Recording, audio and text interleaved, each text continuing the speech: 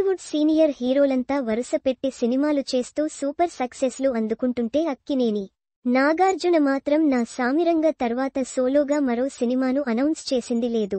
తన 100వ సినిమా మరింత గ్రాండ్గా ఉండాలని ప్లాన్ చేస్తున్నప్పటికీ నాగార్జునకు ఎన్ని కథలు వింటున్నా ఎవరూ ఆయన్ని ఇంప్రెస్ చేయలేకపోతున్నారు.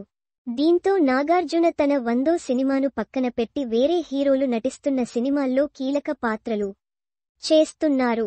అలా నాగార్జున కీలక పాత్రల్లో 2 సినిమాల్లో నటిస్తున్నాడు. అందులో ఒకటి టాలీవుడ్ సెన్సిబుల్ డైరెక్టర్ శేఖర్ కమ్ముల దర్శకత్వంలో ధనుష్ హీరోగా వస్తోన్న కుబేర కాగా, మరొకటి లోకేష్ కనగ్రాజ్ దర్శకత్వంలో సూపర్ స్టార్ రజనీకాంత్ హీరోగా రానున్న కూలీ. ఈ 2 సినిమాల్లో నాగార్జున కీలక పాత్రలు పోషిస్తున్నాడు. అయితే తాజాగా నాగార్జున ఓ సందర్భంగా మాట్లాడుతూ తాను కుబేర, కూలీ సినిమాల్లో చేస్తున్న పాత్రలు 2 పూర్తి భిన్నంగా ఉంటాయని తెలిపాడు.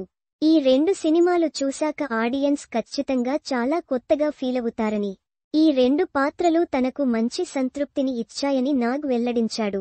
కూలీ సినిమాలో తాను సైమన్ అనే చాలా ముఖ్యమైన పాత్రలో నటించానని, లోకేష్ తనకు కూలీ సినిమా విజువల్స్ ను చూపించాడని, ఆ విజువల్స్ బ్లాస్ట్ లా అనిపించాయని, సినిమాలో లోకేష్ తననెంతో స్టైలిష్ గా ప్రెజెంట్ చేశాడని, లోకేష్ లార్జర్ దేన్ లైఫ్ డైరెక్టర్ అని, కూలీ సినిమా మొత్తం మీద విజిల్ వేసే సీన్స్ చాలా ఉన్నాయని చెప్పిన నాగార్జున, కుబేరలో తన పాత్ర చాలా కొత్తగా ఉంటుందని, శేఖర్ తన క్యారెక్టర్ను సరికొత్తగా డిజైన్ చేశాడని, ఆయన చాలా రియలిస్టిక్ డైరెక్టర్ అని చెప్పాడు నాగార్జున.